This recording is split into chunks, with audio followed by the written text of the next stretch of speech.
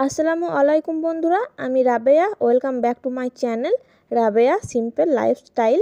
আজকের রেসিপি হচ্ছে বুন্দিয়া বা বোঁদে। কীভাবে পারফেক্ট ঝরঝরে রসালো বুন্দিয়া বাড়িতেই তৈরি করতে পারবে সেটাই আজকে এই রেসিপিতে তোমাদের সাথে শেয়ার করব। তো স্কিপ না করে পুরো ভিডিওটা দেখতে থাকো। প্রথমেই আমি এখানে বুন্দিয়ার জন্য 1 বাটি মতো বেসন নিয়েছি। ফার্স্ট টিপ তোমাদের জন্য হচ্ছে বেসনটাকে কিন্তু প্রথমে ভালো করে চেলে নিতে হবে। প্রথমেই কিন্তু পানি দিয়ে ব্যাটার তৈরি করলে হবে না। আর বেসনটা কেন চেলে নিতে হবে সেটাও তোমাদেরকে একটু পর বলে দিচ্ছি। সব শেষে এই যে দেখতেই পাচ্ছ, এই মোটা মোটা দানাগুলোর জন্য কিন্তু বুন্দিয়া পারফেক্ট হয় না, সেই জন্য কিন্তু বেসনটা চেলে নেওয়ার খুবই প্রয়োজন। এবার যে বাটি মেপে আমি বেসনটা দিয়েছি সেই বাটি মেপে কিন্তু আমি পানিটা দিচ্ছি। এখানে তোমরা দেখতেই পাচ্ছ আমি কিন্তু 1 বাটি পানি কিন্তু দিইনি।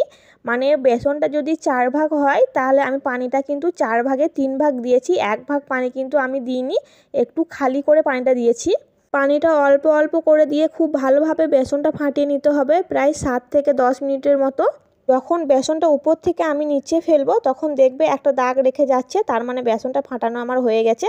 তা যদি তোমরা বুঝতে না পারো তোমাদেরকে আরেকটা পদ্ধতি বলে দিচ্ছি কিভাবে তোমরা বুঝতে পারবে যে আমার বেসন ফাটানো হয়ে গেছে। তার জন্য একটা বাটিতে অল্প পরিমাণ পানি নিতে হবে, আর উপর থেকে বেসনটা দেওয়ার পরে যদি বেসনটা ভাসতে থাকে তাহলে জানবে তোমার বেসন ফাটানো হয়ে গেছে।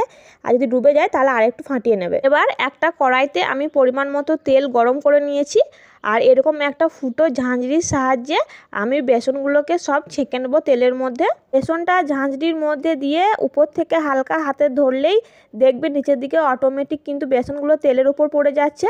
এক জায়গায় ফেললেও হবে না, চারিদিকে একটু নাড়িয়ে নাড়িয়ে ফেলবে, দেখবে অটোমেটিক তেলের মধ্যে ভাসতে লাগছে। যদি ঠিকঠাক না বেরোতে চায় তাহলে একটা চামচ নিয়ে হালকা করে প্রেস করবে, তাহলে দেখবে খুব সুন্দরভাবে বেরোবে। ঠিক এরকমভাবেই কিন্তু সমস্ত বেসনগুলো ভেজে নিতে হবে। বেসনগুলো তেলের মধ্যে দিয়ে খুব কড়া করে ভাজার কিন্তু কোনো দরকার নেই, একটু হালকা কালার চলে এলেই নাড়াচাড়া করে তুলে নিতে হবে।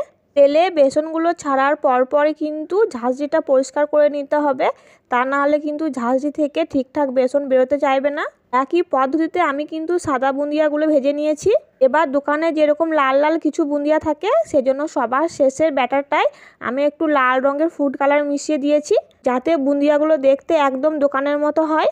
এবার একই পদ্ধতিতে লাল বুন্দিয়াগুলো আমি কিন্তু তেলের মধ্যে ভেজে নেব। আমি 2 কালারের করেছি যাতে দেখতে ভালো লাগে। তোমরা যদি 2 কালারের পছন্দ না করো তাহলে 1 কালারের করলেও হবে। কোনোরকম ফুড কালার না দিয়েও কিন্তু বুন্দিয়াগুলো খেতেও যেমন ভালো হয় দেখতেও কিন্তু ভালো হয়। আমি লাল বুন্দিয়াগুলো কিন্তু একইভাবে ভেজে নিয়েছি আর অন্য একটা পাত্রে তুলেছি। তো চলো তোমাদেরকে দেখাচ্ছি যে কেমন হয়েছে দেখতে। এই যে দেখতেই পাচ্ছ কত সুন্দর লাগছে। দোকানে কিন্তু এরকম সাদা রেডিমেড বুন্দিয়া পাওয়া যায়। তো চলো আমার বুন্দিয়া ভাজা হয়ে গেছে, এবার শিরাটা তৈরি করে নিই। চিনির শিরার জন্য আমি 1 বাটি চিনি দিয়েছি, আর ওই বাটি মাপ করে কিন্তু আমি হাফ বাটি মতো পানি দিয়েছি। আর ফ্লেভারের জন্য আমি দিয়েছি দুটো মাঝখান থেকে ফাটিয়ে রাখা এলাচ। তোমরা যারা এলাচের ফ্লেভার পছন্দ করো না তারা নাও দিতে পারো। এরপর খুব ভালো করে চিনির শিরাটা আমি ফুটিয়ে নিয়েছি, আর দেখতেই পাচ্ছ চিনিগুলো কিন্তু একদম গলে গেছে। এবার আগে থেকে ভেজে রাখা বুন্দিয়াগুলো ওই চিনির শিরার মধ্যে দিয়ে দিয়েছি। এবার চিনির শিরার সাথে বুন্দিয়াগুলো খুব ভালো করে মিশিয়ে নিতে হবে, আর 1-2 বার ভালো করে বলক তুলে নিতে হবে। দেখতেই পাচ্ছ আমার কিন্তু বুন্দিয়ার মধ্যে বলক উঠে গেছে। এবার কিন্তু আমি গ্যাসটা অফ করে দেবো। গ্যাসটা অফ করে দিয়ে আবারও একবার খুব ভালো করে নাড়াচাড়া করে দেবো। তারপর একটা ঢাকনা দিয়ে রেখে দেবো 5 মিনিটের জন্য রেস্টে। 5 মিনিট পর ঢাকনা খুলে দেখছি, আর দেখতেই পাচ্ছ বোঁদেগুলো কিন্তু সমস্ত রস শুষে নিয়েছে আর কত সুন্দর ঝরঝরে হয়ে গেছে। আমার বুন্দিয়াগুলো কিন্তু একদম পারফেক্টভাবে হয়ে গেছে।